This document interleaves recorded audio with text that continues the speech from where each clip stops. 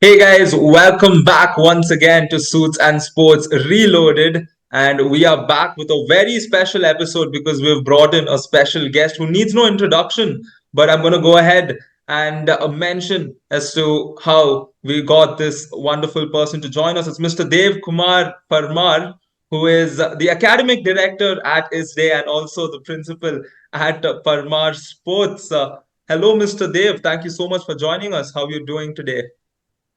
Hi, good afternoon, Ryan. Good afternoon to, or good day to all of your viewers and your listeners. It's a pleasure to be on Suits and Sports. Thank you for getting in touch and thank you for inviting me onto the show. Great. So it's really great to have you on board. And to all our viewers, just briefly, I would like to say why it's such an honor for us at GSPR to have Mr. Parmar here because he's such a luminary when it comes to sports law. He shaped so many careers. And a fun fact is that so many careers of sports lawyers whom he has shaped and mentored, they've been guests here at Suits and Sports. So once again, sir, it's an honor to have you. No, thank you very much, and you're very kind. To have a small hand in assisting stars make their own way is an honor for me.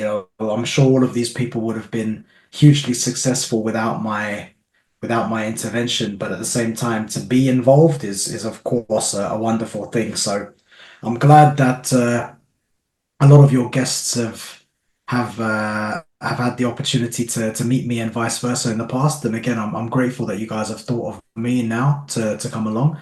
And I'll be more than happy to answer your questions or to answer the questions of your viewers. Let's go.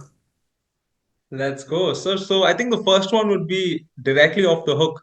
The fact that you're a guru to so many of them. We want to know who was your guru, who was that one individual that actually allowed you to, get into the industry and make the impact. Again, you're very, very kind with the way you refer to me, and uh, you're bigging me up so much now. I can only hope that I continue justifying these kinds of words in the years to come. But no, look, I think it would be unfair of me to single out one person alone. Um, as um, as the old adage goes, it takes a community to raise a child. And in a similar way, it takes a number of different people to assist and harness the working opportunities and the careers of an individual. Sometimes it could be the understated work of a mother and a father supporting you on a day-to-day basis for years on end. Other times it could be an inspirational talk from someone that you've met once in your life and you'll never meet again. And a culmination of many of these things. The reality however, is that when I was seeking to enter into sports law, and when I finally made the transition into sports law, because I had initially started in criminal defense, there wasn't any one individual that guided me. And I don't say that in a way that invites you to get your violins out. I don't say that in a bad way or in a way that seeks to victimize myself, but that seeks to highlight the reality that this sector has grown extremely quickly in a very short space of time. That 15 years ago, when I was trying to get into the game, there weren't too many people around that were really doing this full time, and were also able to sort of stand out and say, "Look, I'll help you get into this sector." The sector is still not mature enough where you've got set pathways, which if you follow those pathways, you find yourself in sports law. Whereas in any different country, any different jurisdiction, if you want to become a criminal lawyer, you know that if you do A, B, C, D, E, F, G, you become a criminal lawyer. Same way, conveyancing lawyer or real estate lawyer, A, B, C, D, E, F, G, you follow a pathway. In sports law, there isn't any real pathway there. It's still quite a malleable route. So there wasn't any one individual that I would pinpoint, but of course, the support of my parents, my family at the time, unwavering support from my partner, from these types of individuals. helped to continue inspiring me. In addition to that, I think through one's academic journey, there's always a couple of teachers that really support you. And there's a couple of teachers who were taking care of me when I was in high school, who supported me, and I'm still in touch with them. A couple of teachers at university during my undergrad. And it wasn't necessarily to support me in becoming a sports lawyer. It was just supporting me because they felt that I had something that could maybe go on to do something not special. I don't want to say it that way, but that I had something that I could go on and develop and progress, and they had faith in me. So there are a few people like that. However, it's a different industry now, where people coming into the sports law sector in 2024 can find mentors who are in sports law, who have been in sports law, and can help to guide them into the sector. I reiterate, there still isn't one specific route that has to be followed, but now you're in a situation where you can find individuals that can really help you. When I was starting up, that didn't really exist. So I'm glad that the sector has grown significantly in the last decade and a half. Great. So I think the main thing I got off your answer is how you emphasized on the fact that there was not just one individual. And I think when you compare the same analogy with an athlete also, it's never just one person, right? It's their coaches, it's their managers, their legal team, and it goes up to a very big, it branches out entirely. So wonderful Absolutely. the way you put it out. Sir, so you did mention about how today the structure is a lot more different as compared to 15 years back. Like students at least have a lot more things. Like today we go look up on the internet, you type in, sports law, you have multiple options, multiple universities. So keeping that in mind, how would a student have to approach their career towards sports law? You did mention there's no set structure, but why should a student, consider a master's course that could help enhance their approach towards sports law? Look, I think that's another very good question. And of course, as you've already mentioned, I hold the honor of being an academic co-director at what is generally regarded as the leading institution in sports law education globally, which is a huge honor for me to be in that position, and I've held a directorial role there since the back end of 2016. Um, Having reiterated the bias that you disclosed in the introduction, it's important for me now to state that I'll try and be as objective as I possibly can. And strictly speaking, you don't need a master's in sports law to get into sports law. It's not an absolute necessity. It's not a case of if someone has done a master's, you tick the box and you move on to the next stage. If you haven't done a master's, then the door is going to be closed on you.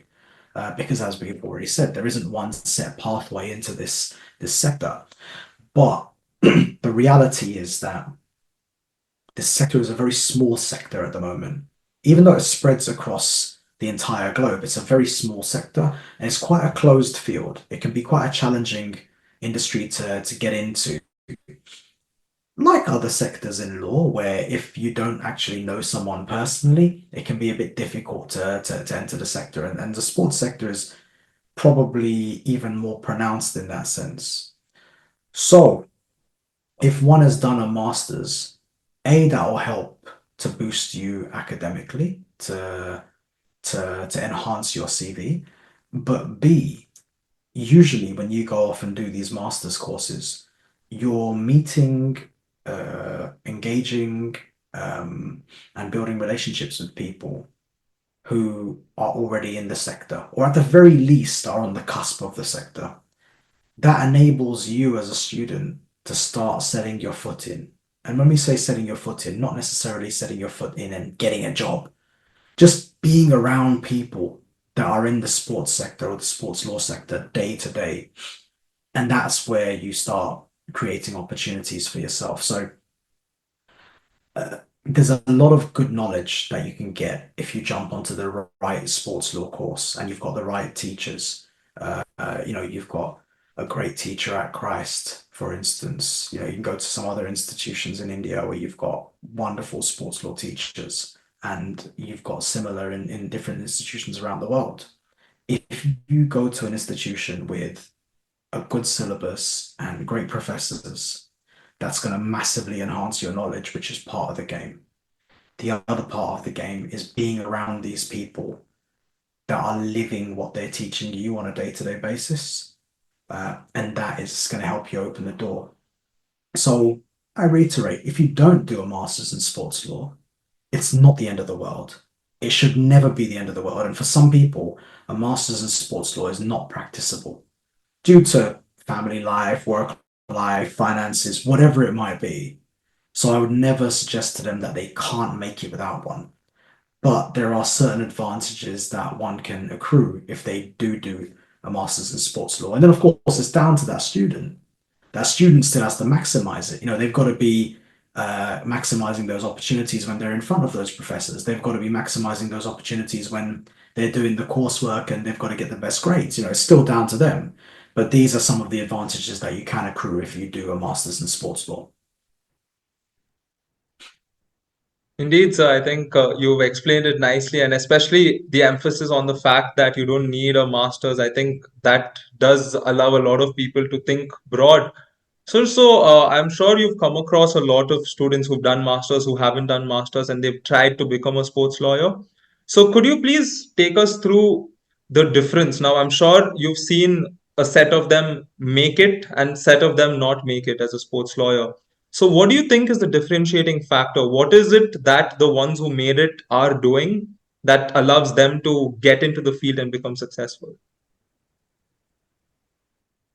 You asked the question in a very interesting way, and I'll answer it in the manner that you've put, which is in a binary way, but then I'll open it out a little bit further.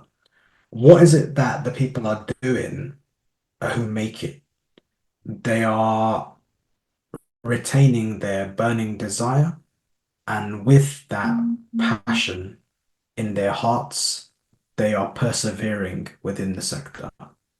Now, why I then say I'm going to expand it from people that make it and don't make it, because there's always a presupposition that when we talk about people that make it or don't make it, it's based on how good you are. You didn't make it, you're not good enough. I don't think that's quite correct. There are a lot of people that don't make it in sports law because, frankly speaking, for whatever reason, they don't have the time to persevere.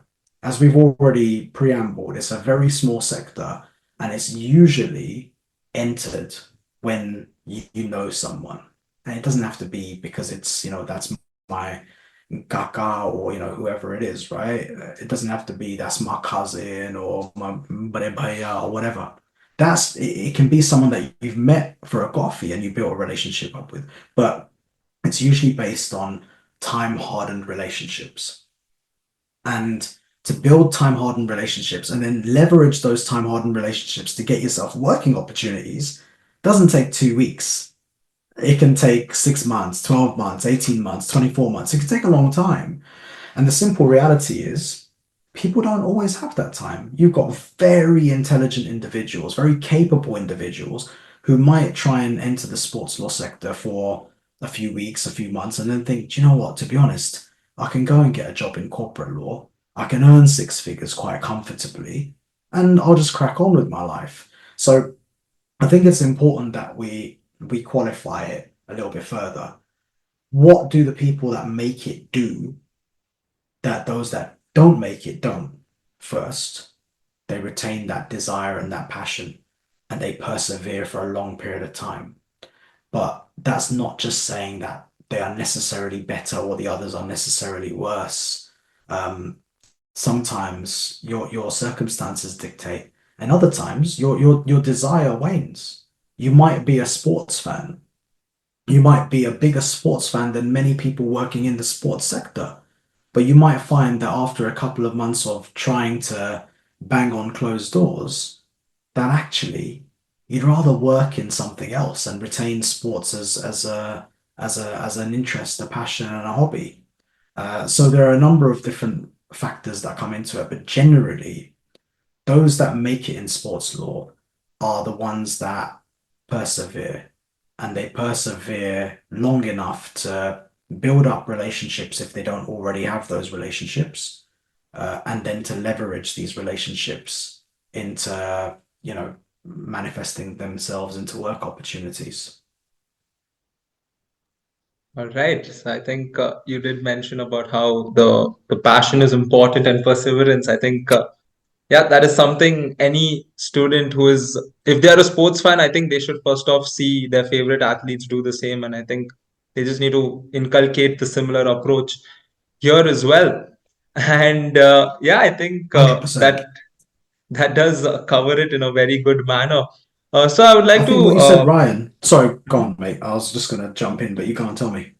no, no, sure, sir. I mean, we can finish this discussion and move forward. No, I was gonna say with regards to athletes, and it was, even talking about what you mentioned earlier about how there are so many people involved in the cultivating of an athlete's career. Mhm. And it's not always easy to, let's say, outline who's got more influence than the other, because in some instances it could be the mum and the dad or the legal guardian, whoever it might be, a grandparent, older sibling, whatever.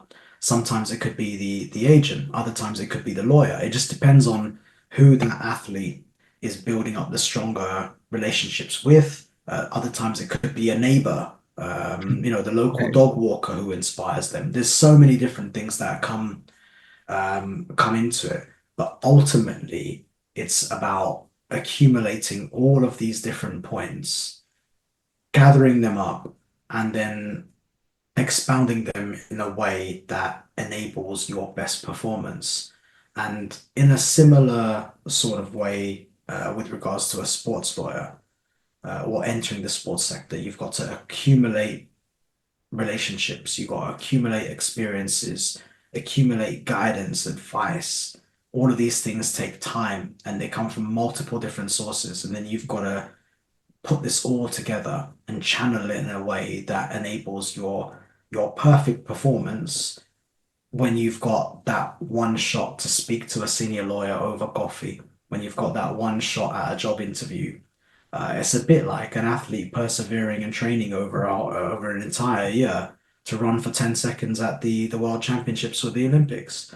So I think your analogy is great, and it is something that young or aspirant sports lawyers could quite easily relate to.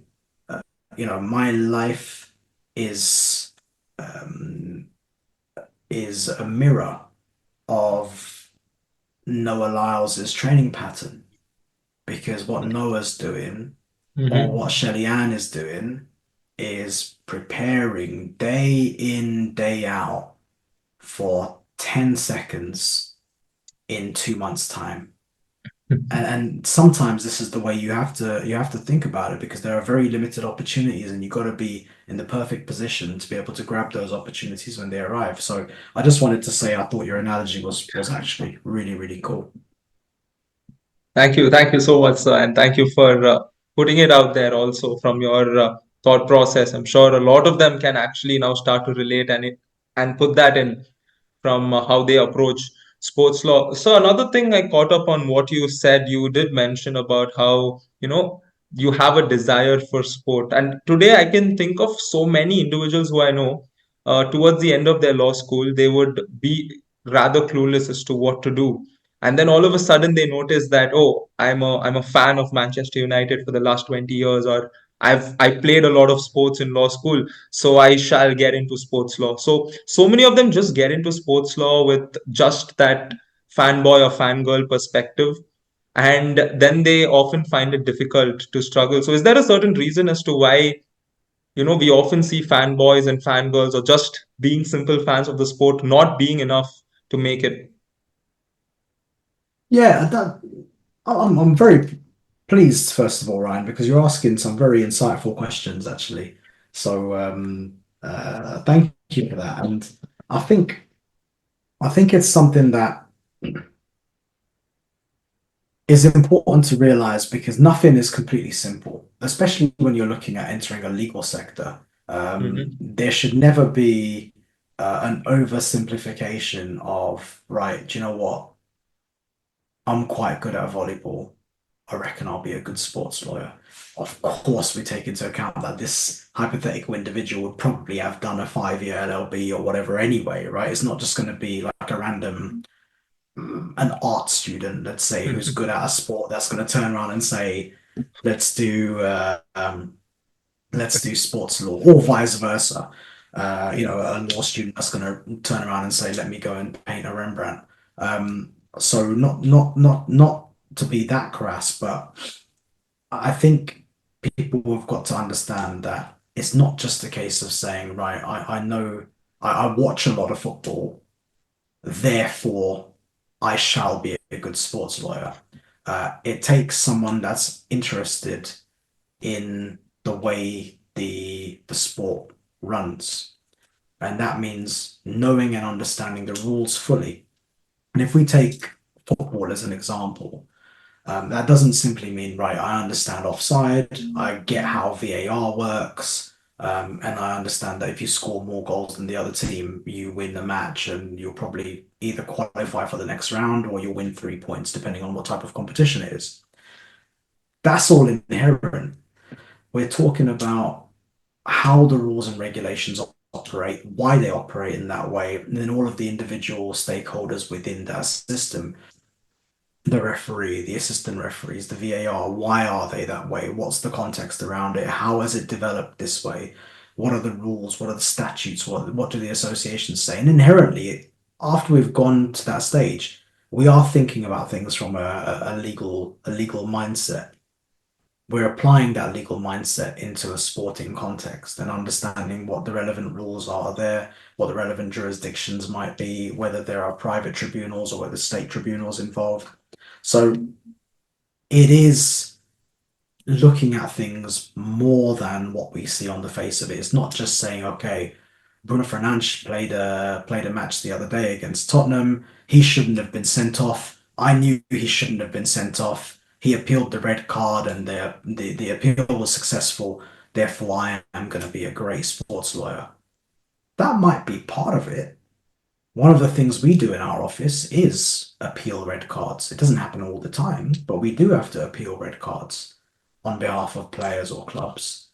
But that's the minutiae. That's one thing. If you're in a position where you deeply have an interest in how the sport runs, then I think you can start thinking or considering approaching that career.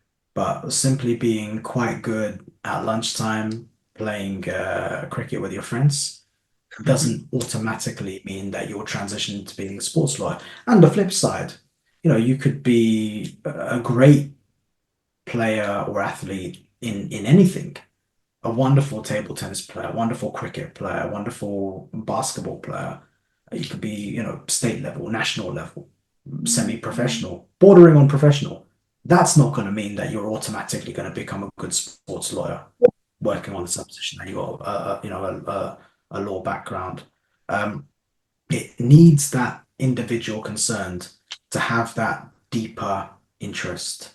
And I think once you've got that deeper interest, coupling that with your law background, it makes sense for you to pursue that. The same way as if someone wants to pursue maritime law or space law. Just because you've been on a Caribbean cruise once, it doesn't mean that you can become a maritime lawyer, right? We can't then apply that same analogy to sports. Oh yeah, great. I played Gubbity once. All of a sudden, I'm going to become a sports lawyer. No, it's not that simple. There shouldn't be that oversimplification. Yeah, I like how you put in the little bit of humor-based elements in all of your answers, Dave. I think that's why the students also at ISDE tend to like you a lot. Yeah, you're. I'm not sure about that, but I'm glad you've said it. Dave, another aspect I would want to touch upon is you did mention having that deep desire.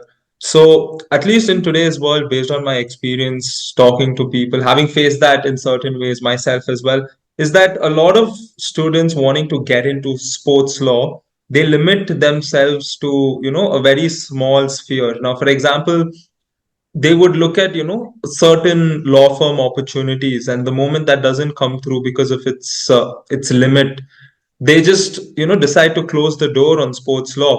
So from the sports law perspective, what are the different areas, not limited to just law firms, that students can try to get into and then eventually get a much better career out of sports law? No, that's another good question because, as you rightly said, um, there are a handful of firms out there in every jurisdiction that is specializing in sports, exclusively or non-exclusively, but they have a sports expertise, let's say. So I think it's important to realize that with so few opportunities, perseverance becomes even more prominent, becomes more necessary, and many people don't have the time or the facility to persevere for so long. So there's invariably going to be a talent loss there. Um, Now, much like with some other sectors, you don't necessarily have to go into a law firm in order to operate in the sports law field. Being a lawyer in itself doesn't necessarily mean you have to be a practicing lawyer, right? You could be an academician, for instance. You could be a consultant.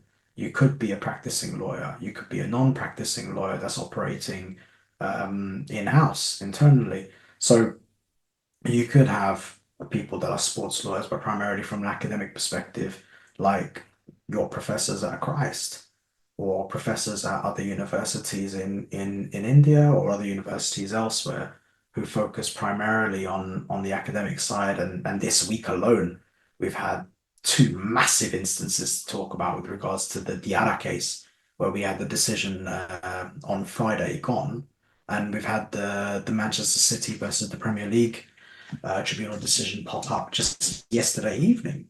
From an academic perspective, this is gold dust, absolute gold dust. You could build an entire module on this stuff.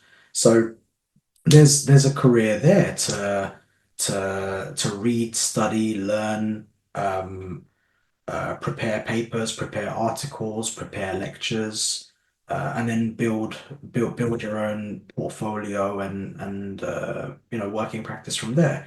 It might be that there's a route to get into certain institutions, whether it's the National Olympic Committee, the Football Federation, football clubs, cricket clubs, within the league, whether it's in the ISL for football or the IPL for cricket or various other leagues, working as in-house counsel, working as regulatory counsel. So you're dealing with the regulations, working as commercial counsel if you're dealing with um, negotiation and drafting of sponsorship contracts, for instance. There's a variety of different things that can be done. And then, of course, you go into a law firm, and at a law firm, you could be doing non-contentious work, which is some of the stuff we do as well, where we're advising on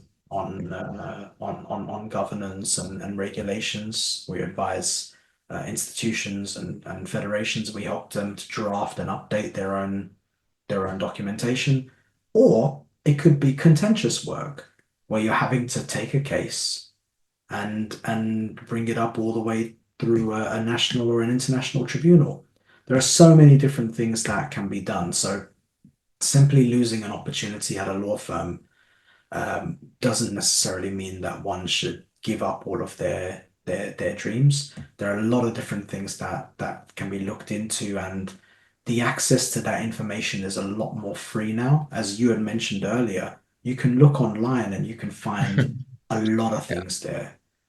So, certainly it should never be a deterrent that you haven't got a job opportunity. And even more so in the sports law case, there are a lot of different avenues to get into the game. Right. So you're saying just go for any avenue. So like even if say a volunteering opportunity comes up to do stadium operations during a league, would that be a good way to just get into the industry, get the networking, and then eventually? someday an opening might come up and then they might consider you? I think yes and no. Look, I wouldn't want to um, make, let's say, fanciful suggestions, Okay. because it's a tough industry to get into anyway. Mm-hmm. And going in as a, let's say, a stadium ops volunteer and trying to work your way up into an employed position from a volunteer position, and then from an employed position, work your way into the legal field, Well, yeah, that could take you another lifetime in itself, right? So, um, I think there's definitely an argument there where I always recommend people go and understand how the sport works at a grassroots level or at ground level. So go and okay. do volunteer works as a stadium ops. Just go and see how a match day actually works from start to finish. Because that's going to help you when you've got to advise on that in Well, 3, 4, 5 years' time. But let's also be realistic about it and not work on the basis that if I start as a volunteer for Kerala Blasters on a Saturday afternoon in 2024, by 2025, I'm going to have had dinner with the CEO and got a job as the head of legal. It's not quite going to right. work that way. If it does, great for you. But we've got to be a bit more pragmatic and say, look, any volunteering opportunity is great. I recommend it. I've been out there on the grass on Sunday mornings with under eights football teams. I've done all of that. So Right. I'd certainly recommend it and wouldn't deter anyone else to do it from doing it. But let's also be clear and sensible about how that kind of experience can help you and Okay. then where you take it rather than simply saying, okay, you do that for long enough. One day, from being the person that puts out the balls and the cones, one day you'll be a lawyer. That doesn't make transformational sense. So, yeah, encourage the voluntary work, but it's got to Mm-hmm. have a plan behind it.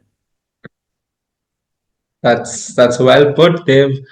So Dave, I think we've come towards the end of our session. So thank you so much, first off, for taking time of your busy schedule and playing again a role virtually this time to help a lot of them who's going to benefit from this.